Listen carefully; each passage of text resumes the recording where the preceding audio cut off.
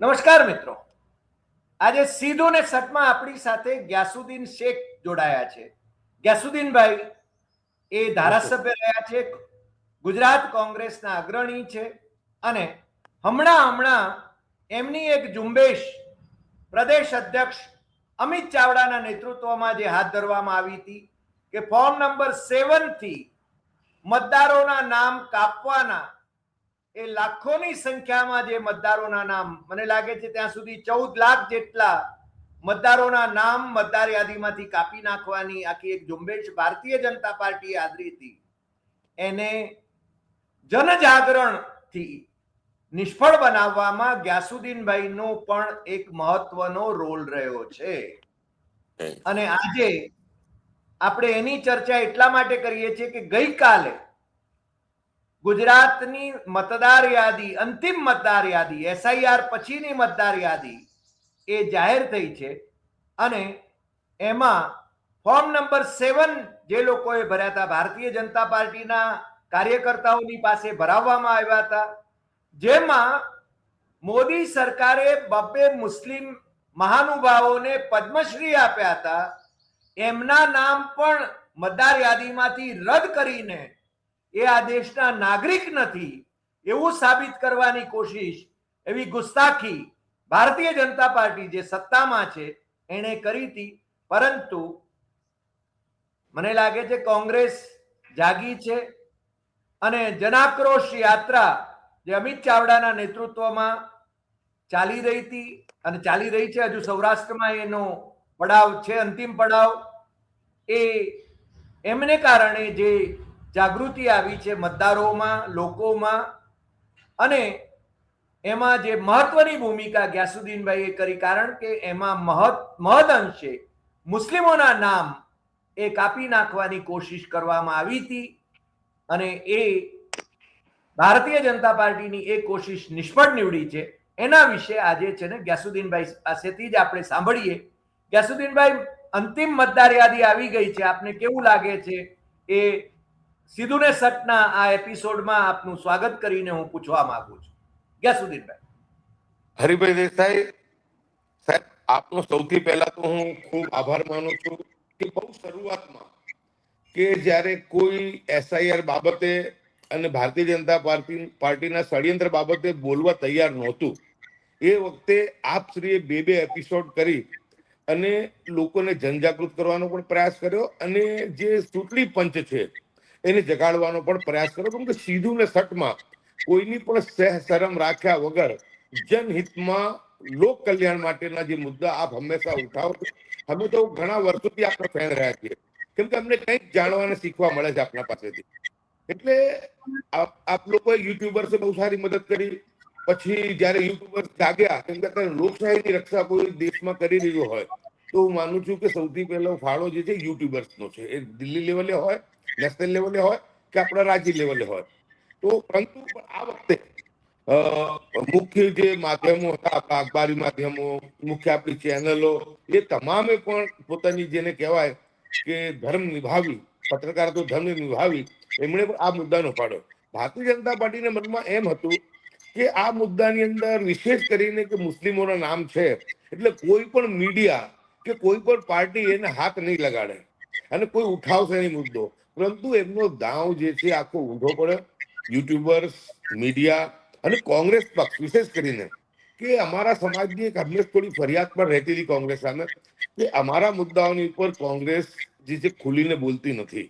પરંતુ પહેલી વખત આપણે જોયું કે રાહુલ ગાંધીજીથી લઈ મુકુલ વાસનિકજી અને વિશેષ કરીને અમારા ગુજરાત પ્રદેશ અધ્યક્ષ અમિત ચાવડા અને તમામ જિલ્લા તાલુકા કોંગ્રેસના આગેવાનો, વિશેષ કરીને હિન્દુ સમાજના આગેવાનો, એ તમામે કલેક્ટર ઓફિસે ધરણા કર્યા, પોલીસ સ્ટેશનોમાં એફઆઈઆર કરવા ગયા, ચૂંટણી પંચમાં રજૂઆતો કરી. એટલે કોંગ્રેસ પક્ષ આપને કહું કે એમાં વિશેષ મુસ્લિમ હતા, પરંતુ કોંગ્રેસ પક્ષનું એવું છે કે સર્વ ધર્મ જ્ઞાતિને માને છે. અમે 5 કરોડ ગુજરાતીઓના મતના અધિકારના રક્ષણ માટે અમે લડાઈ લડતા હતા. સ્વાભાવિક છે એની અંદર વિશેષ ટાર્ગેટ મુસ્લિમ થયા હતા, એટલે એ બાબત પણ હતી જ. પરંતુ કોંગ્રેસે હંમેશા કીધું છે, અમિત ચાવડાજીએ પણ કીધું છે કે કોંગ્રેસ 5 કરોડ ગુજરાતી જે મતદારો હતા એમના એકનું પણ ખોટી રીતે નામ ન નીકળી જાય અને ખોટી રીતે કોઈ એની અંદર દાખલ પણ ના થઈ જાય એની કાળજી કોંગ્રેસ પક્ષ રાખી લોકશાહીની રક્ષા કરશે. અને કોંગ્રેસે આ વખતે આ કરીને બતાવ્યું છે. જન આક્રોશ યાત્રાના છેલ્લા ફેસની અંદર દરેક જગ્યા મુદ્દો જોરશોરથી ઉપાડવામાં પણ આવ્યો અને એનું પરિણામ પર જે છે સહિયારા બધાના પ્રયાસોથી આપણને મળ્યું કે ભારતીય જનતા પાર્ટીને અને ઇલેક્શન કમિશનને એવું લાગ્યું કે જ્યારે એમના જ કાર્યકર્તાઓ, એમના મ્યુનિસિપલ કોર્પોરેટરને એમના આગેવાનો એફિડેવિટ કરીને કહેવા માંડ્યા કે અમે આ ફોર્મ ભર્યા નથી, કેમ કે એક બીક હતી કે 1 વર્ષની સજા, 1 લાખનો દંડ અથવા બંને થઈ શકે. એટલે પેજ પ્રમુખોને અને ભાજપના કાર્યકર્તાઓને લાગ્યું કે આ નેતાઓ એમના ષડયંત્ર દ્વારા આપણને ભરાઈ દેશે, નેતાઓને કંઈ નહીં થાય, પણ આપણે જેલના સળિયા ગણવાના આવશે અને કોર્ટના ધક્કા ખાવા પડશે.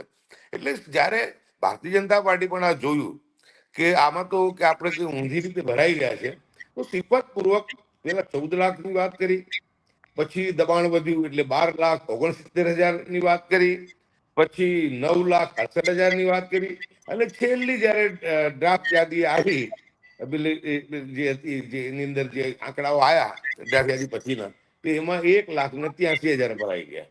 એટલે એમણે ફોડ પણ ના પડ્યો. આ સુધી પણ નથી કહેતા કે આ 14 લાખ મતદારોના જે નામ કઢાવવાના જેને બી આ કૃત્ય કર્યો હતો એ કોણ હતા, કઈ રીતે ભરાયા, આટલા થપ્પે થપ્પા, એ બાબતે કોઈ ફોડ પાડતા નથી. પરંતુ સીધું જ કાલની જે યાદી ડિક્લેર થઈ એની અંદર એ બધા વાંધા રદ થઈ ગયા છે એવું અમને પ્રતીતિ હાલ થાય છે. કે સમગ્ર ગુજરાતમાંથી મને પણ અને અમિત ચાવડાજીને પણ ટેલિફોનિક બધા જિલ્લા તાલુકા કક્ષાએથી બધાએ જાણ કરી કે સાહેબ બિલકુલ ઓલ ઇઝ વેલ અને આપણો જે મિશન હતો કે લોકશાહીની રક્ષા કરવાનું, લોકતાંત્રિક પ્રક્રિયા ખોરવાય નહીં, એ આપણે સફળ રહ્યા છીએ.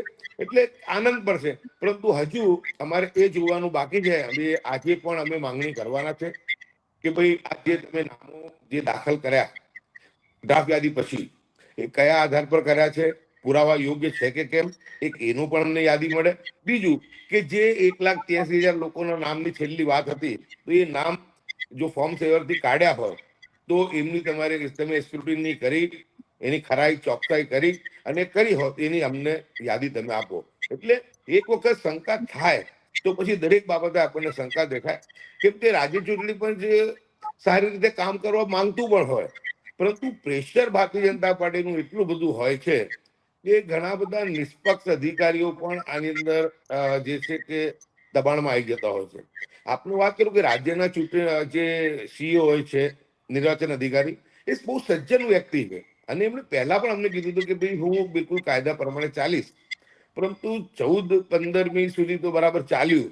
પછી જે 4 દિવસ અંદર 15 પછી ઉત્તરાયણના 15 દિવસ પછી જાન્યુઆરી પછી 15 થી 18માં જે 7-14 લાખ ફોર્મ આવ્યા, તો ત્યારે અમે એમને વાત કરી કે તમે આટલી સારી પ્રક્રિયા કરી, આટલા બીએલઓ શહીદ થયા, બીએલઓ 3 વખત ઘરે ગયા, બધા ચકાસી લીધું, પછી આ બધા નવા તારીફા શાન આવે છે. ત્યારે એમણે મોઘમ શબ્દોમાં એવું કીધું હતું કે હજુ યાદી ક્યાં બહાર પડી છે, હજુ બાકી છે. એટલે અમે એમની મજબૂરી બી સમજતા હતા, પરંતુ જે દબાણ યુટ્યુબર્સ અને મીડિયા અને જાગૃત નાગરિકોએ ધર્મ જાતિનો ભેદભાવ વગર માત્ર ને માત્ર સંવિધાનિક અધિકારોના રક્ષણ અને લોકતાંત્રિક પ્રક્રિયાની જે ગરિમા છે જળવાઈ રહે એ માટે બધાએ નિષ્પક્ષ રીતે જે અવાજ બુલંદ કર્યો, એનું આ પરિણામ છે કે આજે 1,83,000 પર પૂરું કર્યું. હું માનું છું કે ઇલેક્શન કમિશન સ્વાયત્ત સંસ્થા છે, એને પોતાનું રાજધર્મ જેને કહેવાય કે જે સત્તા પર બેઠા છે એમણે બહુ જ સમજી વિચારીને કર્યું છે. કેમ કે આ તો ભારતીય બંધારણ આપેલો લોકોનો મૂળભૂત અધિકાર છે. પણ મને લાગે છે કે છેલ્લે જે મતદાર યાદીમાં આંકડો આવ્યો છે એ 4,40,30,725 નો છે. 68,12,711 મતદારો ઓછા થયા છે. હવે આવું કેમ? આટલા બધા મતદારો ખોટા હતા? 156 બેઠકો ભારતીય જનતા પાર્ટીને આ મતદારોએ ચૂંટીને મોકલાવ્યા અને આપી. હરિભાઈ સાહેબ, આપને કહું કે આપણું ધ્યાન ઈવીએમ તરફ હતું, પરંતુ એ પ્રસ્થાપિત ના કરી શક્યા. પરંતુ હું જે સમજી શક્યો છું કે મૂળ આ મતદાર યાદીમાં જ ગોટાળા કરીને આ લોકો કામગીરી કરતા હતા. કેમ કે આપને કહું કે મારા જ મત વિસ્તારની અંદર જે છે 32,000 લોકો એવા હતા કે જે દરિયાપુર વિધાનસભામાં નહોતા રહેતા, પરંતુ એમના નામ અહીંયા પણ ચાલુ હતા અને શહેરના અન્ય વિસ્તારોમાં પણ ચાલુ હતા. અને મારી પણ હારનો મુખ્ય કારણ જે બન્યું હતું, જે ડુપ્લિકેટ મતદાતા હતો એને જે મતદાન અહીંયા લઈને કરાયું હતું, તો જ્યારે 151 સીટનું ટાર્ગેટ CR પાટીલજીએ બનાવ્યું હતું, ત્યારે જ આ બધી જકલરી કરવાની એ લોકોએ આખી વ્યૂહરચના બનાવી કાઢી હતી કે કઈ સીટ પર કેટલા અંતરથી જીત્યા છે. ઓછા અંતરથી જીત્યા હોય ત્યાં થોડી પણ આપણે જો એની અંદર આ કામગીરી કરી લઈએ ચતુરાઈપૂર્વકની, તો એ સીટ આપણને મળી. કે લગભગ આપણે હરિભાઈ સાહેબ આપણે જાણીએ છીએ કે વિધાનસભાની સીટ 5-10 હજારની વચ્ચે જ હાજર થતી હોય છે. કોક સીટો એવી હોય કે જે 50,000 સુધી જાય, પણ એ બહુ ઓછી સીટો હોય છે. એટલે તમે આટલું મતો પર હોય પરંતુ તો કઈ રીતના જીતે. બીજું આપણે કહું કે પહેલા એવી સ્થિતિ હતી કે તમે કોઈનું નામ કઢાવી ના શકો જ્યાં સુધી મતદાર પોતે અરજી ના કરે કે મારે અહીંયા નથી રહેવું, કે મારે તો હું બીજે ગયો છું ત્યાં મારું નામ ટ્રાન્સફર કરી આપો, ત્યાં સુધી તમે એનું નામ કાઢી ના શકો. હું ગમે તેટલા વાંધા લઉં, મને ખબર હતી કેમ કે મતદાર યાદીનું હું અભ્યાસ કરું છું, પણ આપને કહું કે કોઈ આપણી પાસે વિકલ્પ હતો જ નહીં. પરંતુ જે રીતના બેંગ્લોરમાં રાહુલ ગાંધીજી આ બાબતની જાહેરાત કરી, એ જ વખતે મેં મારા મિત્રોને કીધું કે જો થોડી આ વસ્તુ વેગ પકડે તો સમજો કે આપણી પર ઈશ્વર કૃપા ઉતરે. અને ઈશ્વર કૃપા ખરેખર ઉતરી પણ. અને ભારતીય જનતા પાર્ટી શરૂઆતમાં એટલો એમને આઈડિયા ના આવ્યો, પરંતુ જ્યારે એમને લાગ્યું કે આ તો જો નવી મતદાર યાદી પ્રમાણે ચૂંટણી થાય તો બહુ મોટું નુકસાન એમને ભોગવવું પડે. કેમ કે એક તો એન્ટી ઇન્કમ્બન્સી છે, આખું મંત્રી મંડળ બદલી દીધો. હવે જે નવું મંત્રીમંડળ આવ્યું એ તો પહેલા કરતા પણ નબળું છે. એટલે એન્ટી ઇન્કમ્બન્સી જબરદસ્ત છે એમની સામે. એટલે એમને એમ કે ભાઈ 7 નંબરના ફોર્મને ગતકડા કરીએ અને લોકોને ધક્કે રવાડે ચડાવીએ તો લોકો ફોર્મ ભરવા આવે ના આવે, પુરાવા આપવા આવે ના આવે. કેમ કે લોકો થાકી ગયા હતા. 1.5 મહિનાની એસઆઈની પ્રક્રિયામાં લોકો લાઈનોમાં લાગી થાકી ગયા હતા. એમની ગણતરી હતી કે એક વખત આ જે જૂની આ લોકો ના આવે મતદારો, તો એ યાદી પ્રમાણે આપણે સ્થાનિક સ્વરાજ્યની ચૂંટણી જે લગભગ 2 મહિનામાં થવાની છે એ લડી લઈએ અને જીતી લઈએ. પરંતુ જે રીતનો હોબાળો થયો એ રીતના એમને પાછું વળવું પડ્યું. કેમ કે એક વસ્તુ તો હતી હરિભાઈ સાહેબ કે 7 નંબરના ફોર્મ ભરી તમે નામ તો કાઢી શકતા હતા ત્યારે, પરંતુ એ લોકો 6 નંબરના ફોર્મ ભરી પોતાના પુરાવાના આધારે આવી જતા, પરંતુ એમને આવવામાં વાર થતી. ત્યાં સુધી સ્થાનિક સ્વરાજ્યની ચૂંટણી પતી જતી. એટલે મૂળ તો એમનો આશય હતો કે સ્થાનિક સ્વરાજ્યની ચૂંટણીઓ આ આખું તંત્ર વેરવિખેર કરી અને જગલરી દ્વારા કે આપણે આ જીતી લઈએ. પરંતુ એમનો ષડયંત્ર નિષ્ફળ છે. હવે હું માનું છું કે કુદરત પર એમને સાથ નથી આપી રહી, અને હું માનું છું કે સંવિધાનિક પ્રક્રિયાનો, બંધારણનો અને નિષ્પક્ષ જે લોકો છે, જે માનવતાની વાત કરે છે, એમનો બધાનો આની અંદર વિજય થયો છે. અને વિશેષ કરીને કોંગ્રેસ પક્ષના અમારા અધ્યક્ષ અમિતભાઈ ચાવડા સાહેબ, મુકુલ વાસનિકજી, રાહુલજી બહુ ચિંતા રાખી. અને હજુ તો અમિત ચાવડા સાહેબ અભિષેક મનુસિંહજી મારફત દિલ્હીમાં પ્રયત્ન કરી રહ્યા છે કે જે છે જાહેર રીતની અરજી થાય કે ભાઈ 14 લાખ જે ફોર્મ હતા એની વિગત જાહેર કરો. અને જો એ ફોર્મ ખોટા ભરનારા હતા તો ઇલેક્શન કમિશનની ગાઈડલાઈન મુજબ, વર્તમાન કાયદાઓ મુજબ એમની સામે તમારે જે છે ફરિયાદ કરવી જોઈએ. કેમ કે આ ઘટના બહુ મોટી હું માનું છું કે આતંકવાદી કૃત્ય કરતા પણ ખરાબ છે. એ કોઈને મતાધિકારથી એને વંચિત રાખવો, હું માનું છું કે લોકશાહીની માટે બહુ ખતરા સમાન છે. એટલે ટૂંક સમયમાં કદાચ 1-2 દિવસમાં ત્યાં સુપ્રીમ કોર્ટ પર આ મુદ્દાને લઈને કોંગ્રેસ જવાની છે. કોંગ્રેસનો એક નિર્ણય બિલકુલ ક્લિયર છે કે કોઈ પણ ખોટો મતદાતા અંદર એન્ટર ના થાય અને કોઈ પણ સાચો મતદાતા જે છે એ બહાર ના જાય. બરાબર. અમે ઘણી વખતે તમારી પણ ટીકા કરીએ છીએ, કારણ કે અમે માનીએ છીએ કે હજી પણ કોંગ્રેસ પાર્ટીએ પ્રત્યેક બેઠક ઉપર કેટલા ખોટા મતદારો હતા કે એના વિશેને કોઈ રિપોર્ટ જાહેર નથી કર્યા. તમારા કાર્યકર્તાઓ, તમારા જે જિલ્લાના કે બેઠક વાઇઝ જે લોકો એવા હોવા જોઈએ. મને લાગે છે પહેલા છે ને અમિત ચાવડાએ CR પાટીલના મત વિસ્તાર નવસારીની એક બેઠક, વિધાનસભા બેઠક, એનો અધકચરો રિપોર્ટ જાહેર કર્યો હતો. મને લાગે, તમને એવું નથી લાગતું કે પ્રત્યેક બેઠક પર આ પ્રકારે કેટલા બોગસ વોટર્સ છે એ તમારા કાર્યકર્તાઓએ શોધીને એને છે ને જાહેર કરવા જોઈએ? તમારી પાર્ટી અત્યારે એક્ટિવ થઈ છે, તો એ સંદર્ભમાં ગ્યાસુદ્દીનભાઈ, મને લાગે છે તમે હમણાં થોડા અલોપ થયા છો, પણ પાછા જોડાઈ જાઓ જલ્દી, એવું હું તમને કહું. તમારો ફોન આવી ગયો હોય અને તમે સ્ક્રીન ઉપરથી દૂર થયા એવું લાગ્યું મને. પણ તમને શું લાગે છે? એક મિનિટ, હું ટ્રાય કરી રહ્યો છું. કઈક પ્રોબ્લેમ આવ્યું છે નેટવર્કમાં? નહીં, હવે બરાબર છે. હવે બરાબર છે. બરાબર છે. ઓકે. હા, આપની વાત બિલકુલ સાચી છે. સતત 30 વર્ષથી કોંગ્રેસ ગુજરાતમાં જે હારતી આવી છે એના લીધે કાર્યકર્તાઓમાં પણ ક્યાંક ને ક્યાંક હતાશા હતી, અને એ વસ્તુને ધ્યાનમાં રાખીને જ રાહુલ ગાંધીજી જે સંગઠન સૂજન અભિયાન ચલાવ્યું અને એ મારફત પાર્ટીને પુનઃ બેઠી કરવાનો પ્રયાસ કર્યો. અને એ જ રીતે આપણે જોયું કે જે અમિત ચાવડાજીની જ્યારથી નિમણૂક કરવામાં આવી, અમિત ચાવડા એક પણ દિવસે પલાઠી વાળીને બેઠા નથી. સતત યાત્રાઓ, પહેલા કિસાન યાત્રા કરી સૌરાષ્ટ્રમાં, પછી ઉત્તર ગુજરાતની, મધ્ય ગુજરાતની, છેલ્લે દક્ષિણ ગુજરાતની, અને ગઈકાલે એક બહુ મોટી જાહેર સભા જે છે જન આક્રોશ જાહેર સભા ગાંધીનગરમાં કરી.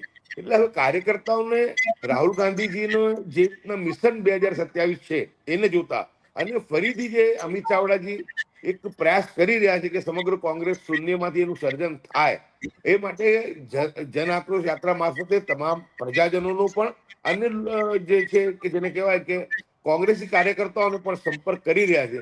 તો હું માનું છું કે આટલી મોટી જે નબળાઈ હતી એને દૂર કરવામાં થોડો સમય જાય, પરંતુ બહુ સારું પરિણામ અમને પહેલી વખત એ જોવા મળ્યું કે સંગઠન સૂજન અભિયાન રાહુલજીનું જે સફળ હોય એનું દર્શન અમને જે થયા, એ દર્શન થયા કે ગુજરાતના તમામ 232 તાલુકાઓમાં, 33 જિલ્લાઓમાં, તમામ જગ્યા આ ફોર્મ 7 ને લઈને કાર્યકર્તાઓ બહાર આવ્યા, અને એમણે જે છે એ લડતનો મંડાણ કર્યા. અને નિર્ભય રીતે, હું માનું છું કે થોડો એક ભય પણ હતો કે ભારતીય જનતા પાર્ટી હંમેશા પોલીસને આગળ ધરીને આ આખું જે છે કાર્યકર્તાઓને બીવડાવવા, ખોટા કેસ કરવા, પરંતુ એની અંદરથી લોકો હવે બહાર આવ્યા છે. એમને એક વિશ્વાસ બેઠું છે કે હવે ગુજરાતની અંદર Bharatiya Janata party anti incumbency સામે સંયુક્ત કોંગ્રેસ જો મજબૂતાઈથી કામ કરશે તો 100% સ્થાનિક સ્વરાજ્યમાં પણ લાભ મળશે.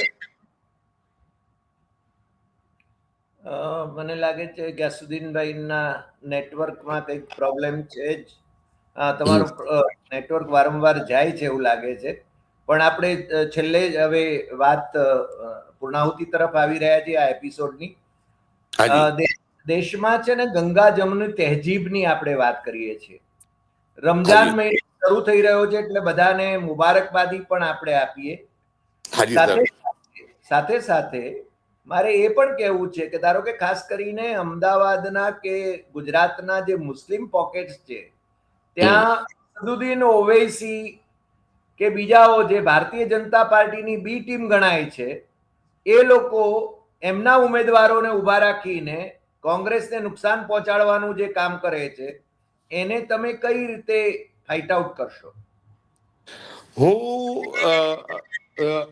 હરિભાઈ, બહુ સ્પષ્ટ મારું માનવું છે કે આ દેશની અંદર મુસ્લિમ સમાજે જો પ્રગતિ કરવી હોય, આગળ વધવું હોય, તો સેક્યુલર પાર્ટીની સાથે ખભે ખભા મિલાવીને ચાલવું પડશે.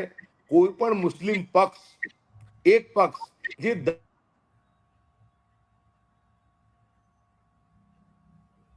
એમનો મને લાગે છે નેટવર્કનો પ્રોબ્લેમ થઈ રહ્યો છે. આમ તો ગ્યાસુદ્દીનભાઈ, હવે તમારે નેટવર્ક બરાબર ચાલે એવી વ્યવસ્થા રાખવી પડશે, કારણ કે એઆઈ નો જમાનો છે અને નેટવર્ક જો બરાબર ન ચાલે તો મુશ્કેલી થઈ જાય. પણ મને લાગે છે આપણી સાથે જો જોડાઈ શકે તો આપણે વાત કરીએ છીએ. બાકી એમણે જે વાત કરી છે એ વાત અને આપણે બહુ સ્પષ્ટપણે કહીએ કે કોંગ્રેસ ગુજરાતમાં ફરીને રિવાઈવ થઈ રહી હોય એવું તો લાગ્યા વિના રહેતું નથી. સાથે સાથે આમ આદમી પાર્ટી અને એમઆઈએમ એ ભારતીય જનતા પાર્ટીની બી ટીમ તરીકે કામ કરતા રહ્યા છે, અને આજકાલ તો ભારતીય જનતા પાર્ટીના મંચ ઉપર આમ આદમી પાર્ટીના નેતાઓ જે રીતે જોડાઈ રહ્યા છે એ બહુ સ્પષ્ટ સંકેત છે. MIM પણ એટલે કે અસદુદ્દીન ઓવૈસીની MIM એ જે રીતે બિહારમાં કે અન્યત્ર ભારતીય જનતા પાર્ટીને ના NDA ને ટેકો આપે છે, એટલે એમણે હવે તેને શરમ છોડી દઈને પણ ભારતીય જનતા પાર્ટી સાથે રહેવાનું ખુલ્લેઆમ પસંદ કર્યું છે.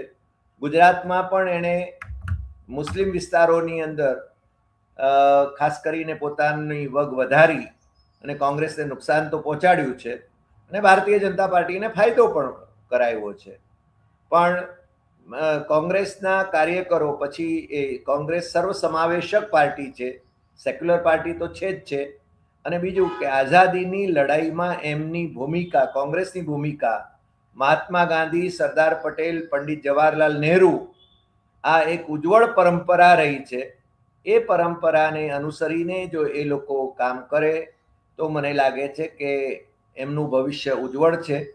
ઘણી વખતે હાર જીત ચાલ્યા કરે અને ચૂંટણી પંચ પણ જ્યારે ભારતીય જનતા પાર્ટીના ખિસ્સામાં હોય ત્યારે લડત ખૂબ મુશ્કેલ હોવા છતાં અને લોકસભામાં પણ વિપક્ષના નેતા રાહુલ ગાંધીને સ્પીકર બોલવા ન દે એવા સંજોગો જ્યારે નિર્માણ થાય છે ત્યારે આ દેશમાં અનડિક્લેર્ડ ઇમરજન્સી છે એવો અહેસાસ થયા વિના રહેતો નથી, એ આપણે બધા જાણીએ છીએ. પરંતુ આ અહેસાસ હવે સરકારી તંત્રમાં પણ જે લોકો છે, પછી એ ગાંધીનગરમાં અધિકારીઓ હોય કે કર્મચારીઓ હોય કે પછી પોલીસ તંત્રમાં એ લોકો હોય, એ પોતે પણ એ અનુભવી રહ્યા છે. એટલે મને લાગે છે 30 વર્ષના ભારતીય જનતા પાર્ટીના શાસન સામે જે એન્ટી ઇન્કમ્બન્સી છે એની સામેનો જે સંઘર્ષ છે એના પ્રત્યે પણ એમનું પૂર્ણ વલણ એ જોવા મળે એવી પણ વાત આપણે સમજી શકીએ છીએ. સાથે જ કોંગ્રેસના પ્રદેશ પ્રમુખ અમિત ચાવડા એમની આ જે જન આક્રોશ યાત્રાઓ એ તો ચાલી, પરંતુ એને ઘણો સારો રિસ્પોન્સ પણ મળ્યો છે. પરંતુ એમના જ જે નેતાઓ છે, ધારો કે લાલજી દેસાઈ છે કે પછી જિગ્નેશ મેવાણી છે, એમના કેટલાક ઉચ્ચારણો અથવા તો એમના ધારો કે જિગ્નેશ મેવાણી અને કિરીટ પટેલ વચ્ચેનું વાકયુદ્ધ, આ બધી બાબતો એ કોંગ્રેસને એકંદરે નુકસાન પહોંચાડે છે. એ બાબત તો કહેવી પડે. મને બહુ સ્પષ્ટપણે એવું કહેવાનું મન થાય છે કે કોંગ્રેસને કોંગ્રેસ જ નડે છે. ભારતીય જનતા પાર્ટી સાથેની એની લડાઈમાં કોંગ્રેસ એ ભારતીય જનતા પાર્ટીથી પરાજિત થાય છે એવું કહેવું એ જરા ઓછું છે. પરંતુ કોંગ્રેસના આંતરકલહને કારણે, ધારો કે જિગ્નેશ મેવાણી અને કિરીટ પટેલ એમની વચ્ચે જે સંઘર્ષ ચાલે છે, અથવા તો લાલજી દેસાઈ જે બફાટ કરે છે અને આ લોકો પાછા રાહુલ ગાંધીના પ્રતિનિધિ તરીકે પોતાને ગણાવે છે, ત્યારે અલ્ટિમેટલી એ નુકસાન એમને કોંગ્રેસને થાય એને માટેની કોશિશ ભારતીય જનતા પાર્ટી કરે તો એમાં everything is fair in love and war. ફરીને આપણી સાથે ગ્યાસુદ્દીનભાઈ જોડાઈ ગયા છે. ગ્યાસુદ્દીનભાઈ, આ તમારા આંતરકલહને તમે કેમ નિવારશો હવે? બહુ દુઃખદ ઘટના છે જિગ્નેશભાઈની અને કિરીટભાઈની. હાઈકમાન્ડે પણ અંદર જે છે બંનેનો સંપર્ક કરી અને મેટરને જે છે થાળે પાડવાનો પ્રયાસ કર્યો છે. અને હું માનું છું કે હવે આગળ કંઈ એમાં એ પ્રોબ્લેમ નહીં થાય, કેમ કે હાઈકમાન્ડ આ બાબતે બહુ ચિંતિત છે. કેમ કે રાહુલજીને એક જે સર્વે રિપોર્ટના આધારે એમને એક વસ્તુની ખબર છે કે ગુજરાતમાં 30 વર્ષની એન્ટી ઇન્કમ્બન્સી પ્રજા જે છે ભાજપથી નારાજ છે, પરંતુ ક્યાંક ને ક્યાંક કોંગ્રેસને મત આપતા થોડી ખચકાય છે. એની પાછળનું કારણ અમુક વખત બોલી પણ ચૂક્યા છે કે લંગડા ઘોડા, આપ બી ઘણી વખત કહો છો રેસના ઘોડા અને લગનના ઘોડા. એટલે આ બધું જે છે એ એમને આખો ક્યાસ એમને કાઢી લીધો છે. અને આપ જોઈ રહ્યા છો કે બહુ સિફતપૂર્વક જે ડાઘી ચહેરાઓ છે કે જેને લોકો જોઈને ત્રસ્ત થઈ ગયા છે, એમને બહુ સિફતપૂર્વક ગુજરાતના રાજકારણથી થોડું અંતર રાખવા માટેનો પ્રયાસ થઈ રહ્યું છે. અને આપને કહું કે જે હાઈકમાન્ડની રણનીતિ છે કે સ્થાનિક સ્વરાજ્યની ચૂંટણીઓ જે છે સ્થાનિક મુદ્દાઓની ઉપર, અને અમિત ચાવડાજી ગુજરાત પ્રદેશ સમિતિના જે નેતૃત્વમાં લડાવવાની છે. એ પછી જ રાહુલજી સતત 1.5 વર્ષ ગુજરાતમાં આવનાર છે.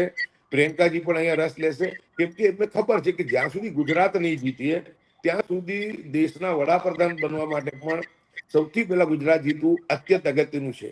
જો તમે મોદી સાહેબ અને અમિત શાહ સાહેબના રાજ્યની અંદર તમે સારો દેખાવ કરો અને જીતો, તો સ્વાભાવિક છે કે રાજસ્થાન છે, મધ્યપ્રદેશ છે, કાઉ બેલ્ટ કહેવાય, એટલે એની બહુ મોટી અસર થાય અને લોકોમાં થાય કે ઘર મેં ઘુસ કે મારા. એટલે એક બહુ મોટી રણનીતિના તે છે. પરંતુ અમે અમારી નબળાઈ પણ જાણીએ છીએ કે 30 વર્ષથી સત્તામાં ન હોવાના કારણે ઘણા બધા પ્રોબ્લેમ્સ આવ્યા છે. પરંતુ જ્યારે 2017માં રાહુલજી 6 મહિના માટે આવ્યા હતા, ત્યારે અમે 81 સુધી પહોંચ્યા છે. અને હવે જયારે 1.5 વર્ષ પહેલા આની શરૂઆત થવાની છે અને એન્ટી ઇન્કમ્બન્સી છે, વાત એટલી જ છે કે લોકોને ગમતા ચહેરા, કોંગ્રેસની અંદર ભૂતકાળમાં થયેલી ભૂલો, અને લોકોને એવું લાગે કે કોંગ્રેસ કંઈક નવા ક્લેવર સાથે સુધરીને અને લોકોની જે આકાંક્ષાઓ છે એને પરિણત કરવા માટે સજ્જ થઈને પાછી આવી છે. તો હું માનું છું કે લોકો જે છે જરૂરથી સમર્થન આપશે. લોકો નારાજ છે, લોકો મત નથી આપવા ઈચ્છતા, પરંતુ ઘણી વખત મજબૂરીથી પર ત્યાં આપી દેતા હોય છે. એ જ વાતને લક્ષ્યમાં રાખી રાહુલજીએ ગુજરાતનું જે મિશન 2027 બનાવ્યું છે, એનું એક જ કારણ છે કે સ્વચ્છ ચહેરાઓને લઈને આગળ જશે. લંગડા ઘોડા જે છે, લગનના ઘોડા છે, એ બધાને સિફતપૂર્વક સાઇડલાઇન કર્યા છે અને કરશે. અને પરિણામ લેવું હોય તો ગુજરાતના એક એક કાર્યકર્તાનું મનમાં વાત છે કે રાહુલજીના આ વાક્યોથી લોકો બહુ પ્રફુલ્લિત થયા હતા, આનંદમાં આવી ગયા હતા કાર્યકર્તાઓ. અને અત્યારે દેખાઈ પણ રહ્યું છે કે જે રીતના નવું નેતૃત્વ, એ જિગ્નેશભાઈ હોય, અમિતભાઈ હોય, આનંદ પટેલ હોય, કિરીટ પટેલ હોય, એટલે બહુ સારી રીતે બધા લોકો પ્રયત્નો કરી રહ્યા છે, લડી રહ્યા છે. અને હું માનું છું કે આવનારા દિવસોની અંદર જરૂરથી કોંગ્રેસ અહીંયા બેઠી થશે. આ તો કોંગ્રેસ પક્ષ માત્ર એવો છે કે 30 વર્ષ થઈ ગયા, સત્તા નથી, છતાં પણ આજે પણ હજારોની સંખ્યામાં કાર્યકર્તાઓ સભાઓમાં પણ આવતા હોય છે. અને આપ કહીએ તો જનાક્રોશ યાત્રા અને આંદોલનો પણ આવતા હોય છે. નહીં તો 30 વર્ષમાં જો અમારી જગ્યાએ ભાજપની આવી સ્થિતિ થઈ હોય તો 50 માણસ પણ ના હોય. તો અમે તો ગુજરાતના લાખો કાર્યકર્તાઓને સેલ્યુટ કરીએ છીએ, સલામ કરીએ છીએ. અને અમે નેતાઓ એવું વાણી અને વર્તન કરીએ અને એવો વિશ્વાસ કાર્યકર્તામાં જગાઈએ કે જે ભૂતકાળમાં પણ કાર્યકર્તાઓ સાથે અન્યાય થયું હોય તો એમને એવું થાય કે ના, હવે કોંગ્રેસની અંદર મેરિટ્સ ઉપર કામ કરનારોને જે છે એ મહત્વ મળશે. તો હું માનું છું કે આજે પણ કોંગ્રેસનો કાર્યકર્તા મજબૂત છે અને અમને સંપૂર્ણ વિશ્વાસ છે કે આવનારા દિવસની અંદર જે રાહુલજીની અને કોંગ્રેસ હાઈકમાન્ડની જે રણનીતિ છે, એ રણનીતિ તહેત 1.5 વર્ષ સુધી હાઈકમાન્ડ જે છે ગુજરાતમાં રહેવાનું અને ટોટલ કમાન્ડ જે છે એ ત્યાંના જે રાહુલજીના અને ખડગેજીના જે અત્યંત વિશ્વાસુ લોકો છે એમના દ્વારા જ બધું આ જે છે આખું સંચાલન થવાનું છે. અને ખોટા લોકો છે એ સાઇડલાઇન થવાનું. પ્રોબ્લેમ એ થાય છે કે તમારે ત્યાં જે લંગડા ઘોડા છે એવા ઘણા લંગડા ઘોડાઓને જિલ્લા પ્રમુખો બનાવી દીધા છે. બીજું એ છે કે તમારે ત્યાં લંગડા ઘોડાઓ જે નિવેદન કરે છે એના કારણે ભારતીય જનતા પાર્ટી એનો લાભ ઉઠાવે છે. ધારો કે લંગડો ઘોડો એક મણિશંકર અય્યર છે જેને કોઈ ભાવે નથી પૂછતું, પણ એવા નિવેદનો કરે. ક્યારેક તો એવું થાય કે આપણે સેમ પિત્રોડા એવું નિવેદન કરે ચૂંટણી વખતે જેથી જેને તમારી પાર્ટીને નુકસાન થાય. બીજું કે સામ દામ દંડ ભેદમાં તો ભારતીય જનતા પાર્ટીને અત્યારે તમે પહોંચી શકો એમ નથી.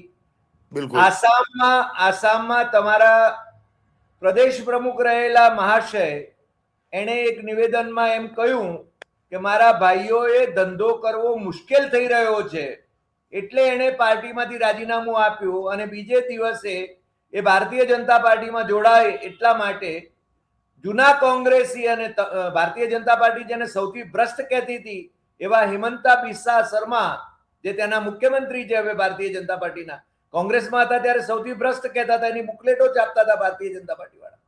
એ છે ને એમને લઈ જાય છે. 22મી ફેબ્રુઆરીએ પાછા ભારતીય જનતા પાર્ટીમાં જોડાય છે. એટલે તમારે ત્યાંથી આ બધાને ઊંચકી લે છે અને કંઈક ને કંઈક હોદ્દા આપી દે છે. એટલે તમારે તમારી બાજુમાં બેઠેલો માણસ એ ભારતીય જનતા પાર્ટીમાં નહીં જતો રહે એની શું ખાતરી? હરિભાઈ, આપની વાત બિલકુલ સાચી છે કેમ કે રાજકારણ એવી સ્થિતિમાં લાવીને આ 14 વર્ષમાં ભારતીય જનતા પાર્ટી મૂક્યું છે કે હું એને બહુ નિર્લજ્જ શબ્દોની સાથે કહું ને તો રાજકારણ નહીં પણ એક વેશ્યાકરણ જેવું કરી નાખ્યું છે.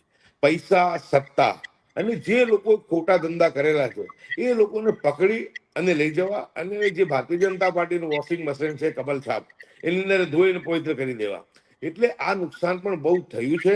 એટલે જ આ સંગઠન સૃજન અભિયાન ચલાવ્યું. આપે કીધું કે ઘણા બધા લંગડા ઘોડા આવી ગયા છે, પરંતુ આપને કહું કે અમારી પાસે જે વિકલ્પો હતા એ વિકલ્પમાંથી બેસ્ટ ટ્રાય કરીને અમે મૂકવાનો રાહુલજીએ પ્રયાસ કર્યો છે. કેમ કે એટલી બધી પરિસ્થિતિ પાર્ટીની એ હતી કે તમે આજે તમારા એઆઈસીસી ઓબ્ઝર્વર, પ્રદેશ ઓબ્ઝર્વર જિલ્લા તાલુકામાં જાય, કાર્યકર્તાઓને મળે અને ત્યાંથી જે નામો આવે એ નામો જ તમારે મૂકવા પડે. તમે નવા તો ક્યાંથી એકદમથી પેદા કરવાના છો? કેમ કે મુખ્ય હોદ્દા પર તમારે મૂકવા હોય તો થોડા ઘડાયેલા કાર્યકર્તા જોઈએ.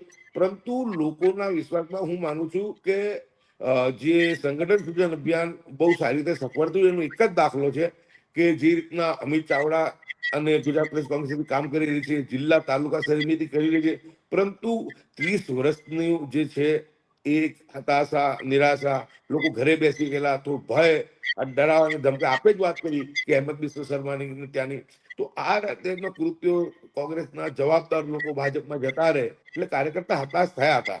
પરંતુ એમાંથી હવે ધીમે ધીમે બહાર આવ્યા છે, મિશ્રણ ચાલુ થયું છે, અને આ જે છટણી છે એ 100% રાહુલજી કરશે. એમની પાસે ગુજરાતના સમગ્ર રિપોર્ટ છે. રાહુલજી જયારે સ્ટેજ પર બી અહીંયા ગુજરાત આવ્યા હતા તો સ્ટેજ પર બી છેડીને જ કહેતા હતા કે ગુજરાતના નેતાઓ 17ની વાત કરે છે, 12ની વાત કરે છે, પણ કોઈ 22ની વાત નથી કરતું. અને કે મને એકને એક ચહેરા દેખાય છે મંચ પર, ક્યારે નવા ચહેરા નથી દેખાતા. એટલે રાહુલજી ગુજરાતનું સમજી ચુક્યા છે. બધાને પૂરતી તક આપવામાં આવી છે. ફૂલ એ લોકોને જેને કહેવાય કે પૂરું એમને સાથ સહકાર હાઈકમાન્ડે આપ્યું છે, પરંતુ પરિણામ આપવા નિષ્ફળ રહ્યા છે. એટલે રાહુલજી સંગઠન સૃજન અભિયાનની મારફત નવા લોકોને લઈ આખું અભિયાન છેડ્યું છે. પરંતુ એ શરૂઆતમાં પણ બહુ સફળ થઈ રહ્યું છે. પરંતુ આટલી મોટી નબળાઈ હોય તો હું માનું છે એ હું માનું છું કે મહિનાઓની અંદર પણ થઈ જશે. જી, મને લાગે છે કે ગયાસુદ્દીનભાઈ આશા અમર છે, અને બસ આપ અમારી સાથે જોડાયા એ બદલ આપનો ખૂબ ખૂબ આભાર. અને બીજું કે રમજાનની શરૂઆત છે એટલે બધાને મુબારકવાદી રમજાનની. અને આ દેશ એ ગંગા જમુની તહેજીબનો દેશ છે, એ વાત મને લાગે છે કે આપણા દર્શકો અને બધા જ એટલે બધી જ પાર્ટીઓએ યાદ રાખવાની જરૂર છે. આ હિન્દુ મુસ્લિમ કરવાની જરૂર નથી. આ દેશ સરદાર સાહેબનું જે વાક્ય છે એ મને ફરીને દોહરાવવાનું મન થાય છે કે હિન્દુ રાષ્ટ્ર પાગલોं का ख्याल है. આ દેશ હિન્દુઓનો છે, આ દેશ મુસ્લિમોનો છે, આ દેશ ખ્રિસ્તીઓનો છે, આ દેશ જૈનોનો છે, શીખોનો છે, આ દેશમાં વસતા તમામનો છે. આજે આટલી વાત, ફરી મળીશું એપિસોડમાં નવા વિષય સાથે. જી નમસ્કાર.